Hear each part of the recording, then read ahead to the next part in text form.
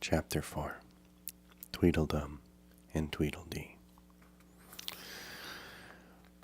They were standing under a tree, each with an arm round the other's neck, and Alice knew which was which in a moment, because one of them had dumb embroidered on his collar, and the other D.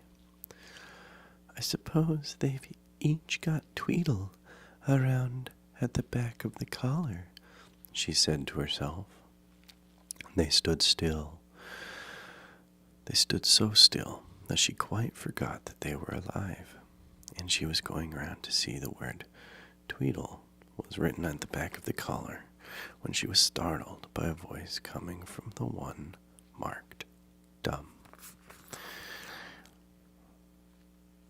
"If you think we're waxworks," he said, "you ought to pay. You know, waxworks weren't made to be looked at for nothing, nohow." "Contrariwise," added the one marked D, "if you think we're alive, you ought to speak." "I'm sure very sorry," said Alice, is all Alice could say, for the words of the old song kept running through her head like the ticking of a clock, and she could hardly help saying them out loud. Tweedledum and Tweedledee agreed to have a battle, for Tweedledum said Tweedledee had spoiled his nice new rattle. Just then flew down a monstrous crow, as black as a tar barrel, which frightened both the heroes so they quite forgot their quarrel.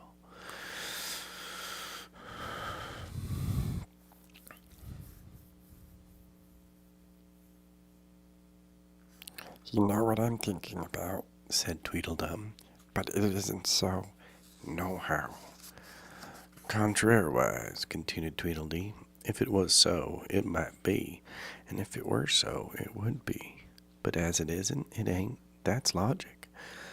"I was thinking," Alice said politely, "which is the best way out of the wood? It's getting so dark. Would you tell me, please?" But the fat little men only looked at each other and grinned. They looked so exactly like a couple of great schoolboys that Alice couldn't help pointing her finger at Tweedledum and saying, "First boy." "Nohow," Tweedledum cried out briskly and shut his mouth again with a snap. "Next boy," said Alice, passing on to Tweedledee, though she felt quite certain he would only shout out, "Contrariwise," and so he did. "You've begun wrong," cried Tweedledum. "The first thing in a visit is to say, 'How do you do?' and shake hands." And here the two brothers gave each other a hug, and then they held out their two hands that were free to shake hands with her. Alice did not like shaking hands with either of them first, for fear of hurting the other one's feelings. So the best way out of the difficulty, she took hold of both hands at once. The quite natural, she remembered afterwards, and she was not even surprised to hear music playing. It seemed to come from the tree under which they were dancing, and it was done as well as she could make it out by the branches rubbing one across the other, like fiddles and fiddlesticks. "But it certainly was funny," Alice said afterwards, when she was telling her sister the history of all this, "to find myself singing 'Here we go round the mulberry bush.' I don't know when I began it, but somehow I felt as if I'd been singing it a long time." The other two dancers were fat and very soon out of breath. "4 times round is enough for one dance," Tweedledum panted out, and they left off dancing as suddenly as they had begun. The music stopped at the same moment. Then they let go of Alice's hands and stood looking at her for a minute. There was a rather awkward pause, as Alice didn't know how to begin a conversation with people she had just been dancing with.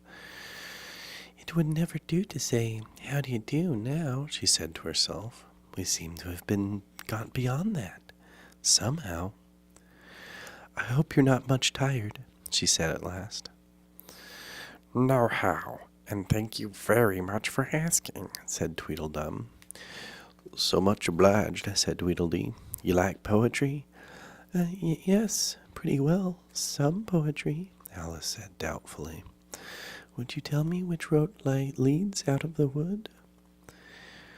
What shall I repeat to her? Said Tweedledee, looking round at Tweedledum with great solemn eyes, and not noticing Alice's question.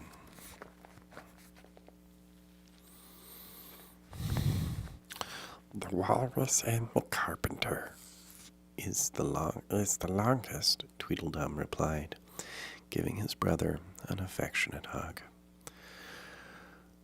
The sun was shining. Here Alice ventured to interrupt him. If it's very long, she said as politely as she could, would you please tell me first which road? Tweedledee smiled gently and began again. The sun was shining on the sea, shining with all his might. He did his very best to make the billows smooth and bright. And this was odd because it was the middle of the night.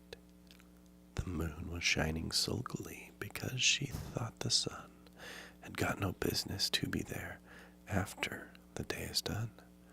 It's very rude for him, she said, to come and spoil the fun. The sea was wet as well could be. The sands were dry as dry. You could not see a cloud because no cloud was in the sky. No birds were flying overhead. There were no birds to fly.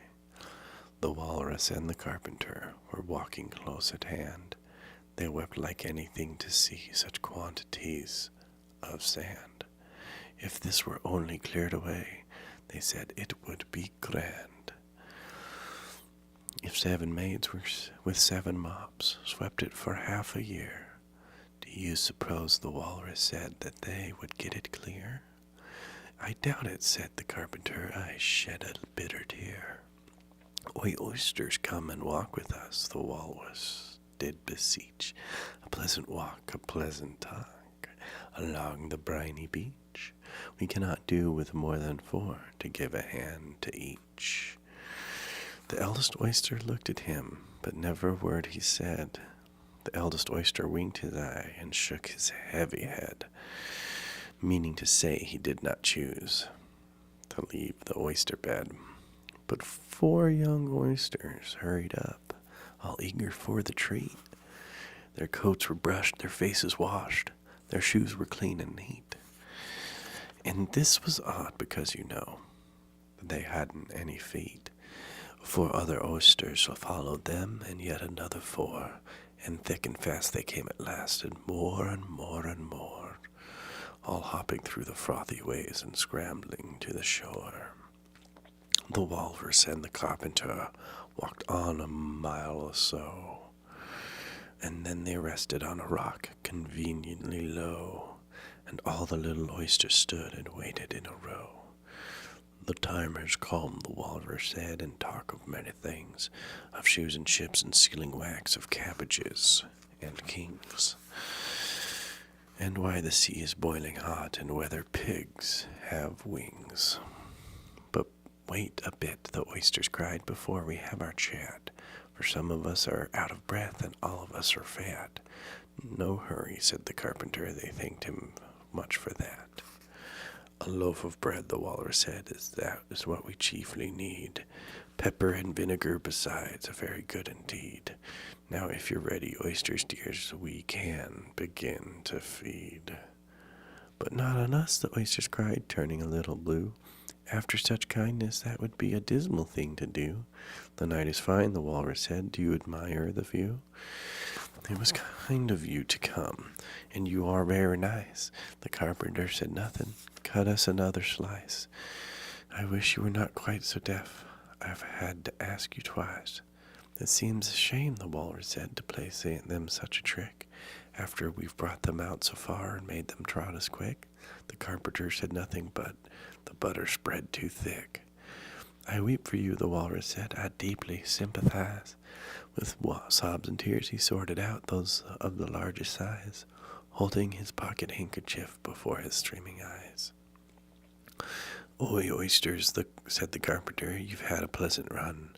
Shall we be trotting home again? But answer came there none, and this was scarcely odd because they'd eaten every one. I like the walrus best, said Alice, because he was a little sorry for the poor oysters. He ate more than the carpenter, though, said Tweedledee. You see, he held his handkerchief in front so that the carpenter couldn't count how many he took, contrariwise. That was mean, Alice said indignantly. Then I liked the carpenter best, if he hadn't eat so many as the walrus. But he ate as many as he could get, said Tweedledum. This was a puzzler. After a pause, Alice began, well, they were both very unpleasant characters. Here, she checked herself in some alarm, and hearing something that sounded to her like the puffing of a large steam engine in the wood near them, though she feared it was more likely to be a wild beast. Are there any lions or tigers about here? She asked timidly. It's only the Red King snoring. Come look at him, the brothers cried, and they each took one of Alice's hands and led her up to where the king was sleeping. Isn't he a lovely sight? Said Tweedledum. Alice couldn't say honestly that he was. He had a tall red nightcap on, with a tassel, and was lying crumpled up into a sort of untidy heap, snoring loudly. Fit to snore his head off, said Tweedledum. I'm afraid he'll catch cold whilst lying on the damp grass, said Alice, who was a very thoughtful little girl. He's dreaming now, said Tweedledee, and what do you think he's dreaming about? Alice said, nobody can guess that. Why about you? Tweedledee exclaimed, clapping his hand triumphantly.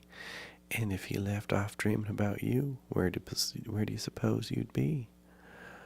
Where I am now, of course, said Alice.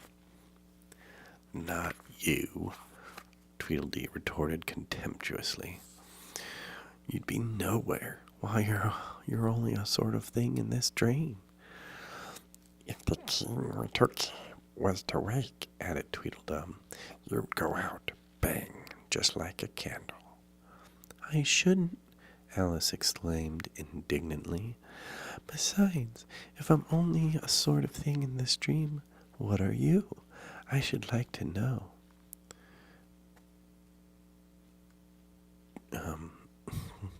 Ditto, said Tweedledum. Ditto, ditto, cried Tweedledee. He shouted this so loud that Alice couldn't help saying, Hush, you'll be waking him. I'm afraid if you make so much noise. Well, it's no use you're talking about waking him, said Tweedledum. You're only one of the things in his dream. You know very well you're not real. I am real, said Alice, and began to cry. You won't make yourself a bit realer by crying, Tweedledee remarked. There's nothing to cry about. If I wasn't real, Alice said, half laughing through her tears, it all seemed so ridiculous, I shouldn't be able to cry. I hope you don't suppose those are real tears, Tweedledum interrupted in a tone of great contempt. I know they're talking nonsense, Alice thought to herself, and it's foolish to cry about it. So she brushed away the tears and went on, as cheerfully as she could. At any rate, I'd better be getting out of the wood, for really it's coming on very dark. Do you think it's going to rain? Tweedledum spread a large umbrella over himself and his brother and looked up into it. No, I don't think so, he said, at least not under here. No how. but it may rain outside. It may if it chooses, said Tweedledee. We've no objection, contrariwise. Selfish things, thought Alice, and she was just going to say good night and leave them when Tweedledum sprang out from under the umbrella and seized her by the wrist. Do you see that? He said in a voice choking with passion. His eyes grew large and yellow in a moment as he pointed with a trembling finger at a small white thing lying under a tree.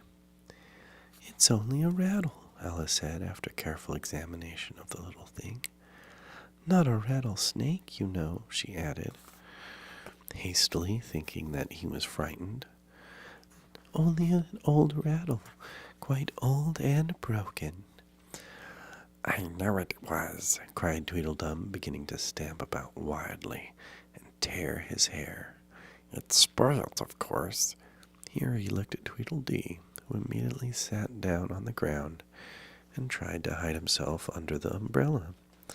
Alice laid her hand upon his arm and said in a soothing tone, You needn't be so angry about an old rattle. It isn't old, Tweedledum cried in a greater fury than ever. It's new, I tell you. I bought it yesterday, my nice new rattle. And his voice rose to a perfect scream. All this time, Tweedledee was trying his best to fold up the umbrella, with himself in it, which was such an extraordinary thing to do that it quite took off Alice's attention from the angry brother. But he couldn't quite succeed, and it ended in his rolling over, bundling up in the umbrella with only his head out, and there he lay, opening and shutting his mouth, and his large eyes looking more like fish than anything else, Alice thought. Of course you agreed to have a battle, Tweedledum said in a calmer tone. I suppose so, the other sulkily replied as he crawled out of the umbrella. Only she must help us dress up, you know. So the two brothers went off, hand in hand, into the wood, and returned in a minute with their arms full of things, such as bolsters, blankets, hearth rugs, tablecloths, dish covers, and coal scuttles. I hope you're a good hand at pinning and tying. I hope you're a good hand at pinning and tying things, Tweedledum remarked. Every one of these things has got to go now, somehow or other. Alice said afterwards that she had never seen such a fuss made about anything in all her life. The way those two bustled about, and the quantity of things they put on, and the trouble they gave her in tying strings and fastening buttons. Really, they'll do more like bundles of old clothes than anything else by the time they're ready, she said to herself as she arranged a bolster around the neck of Tweedledee, to keep his head from being cut off, as he said. You know, he added gravely, it's one of the most serious things that can possibly happen to one in battle, to get one's head cut off. Alice laughed aloud, but she managed to turn it into a cough for fear of hurting his feelings. Do I look very pale? Said Tweedledum, coming up to have his helmet tied on. He called it a helmet, though it certainly looked much more like a saucepan. Well, yes, a little, Alice replied gently. I'm very brave, generally, he went on in a low voice. Only today I happen to have a headache. And I've got a toothache, said Tweedledee, who had overheard the remark. I'm far worse than you. Then you'd better not fight today, said Alice, thinking it a good opportunity to make peace. We must have a bit of a fight, but I don't care about going on long, said Tweedledum. What's the time now? Tweedledee looked at his watch and said, 4:30. Let's fight till 6 and then have dinner, said Tweedledum. Very well, the other said sadly. and she can watch us. Only you better not come very close, he added. I generally hit everything I can see when I get really excited. And I hit everything within reach, cried Tweedledum, whether I can see it or not. Alice laughed. You must hit the trees pretty often, I should think, she said. Tweedledum looked round him with a satisfied smile. I don't suppose, he said, there'll be a tree left standing forever, so far round by the time we've finished. And all about a rattle, said Alice, still hoping to make them a little ashamed of fighting for such a trifle. I shouldn't mind so much, said Tweedledum, if it hadn't been a new one. I wish the monstrous crow would come, thought Alice. There's only one sword, you know, Tweedledum said to his brother, but you can have the umbrella. It's quite as sharp. Only we must begin quick. It's getting dark as it can. And darker, said Tweedledee. It was getting dark so suddenly that Alice thought that there must be a thunderstorm coming on. What a thick black cloud that is, she said, and how fast it comes.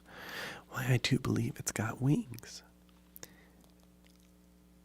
It's the crow, Tweedledum cried out in a shrill voice of alarm, and the two brothers took to their heels and were out of sight in a moment.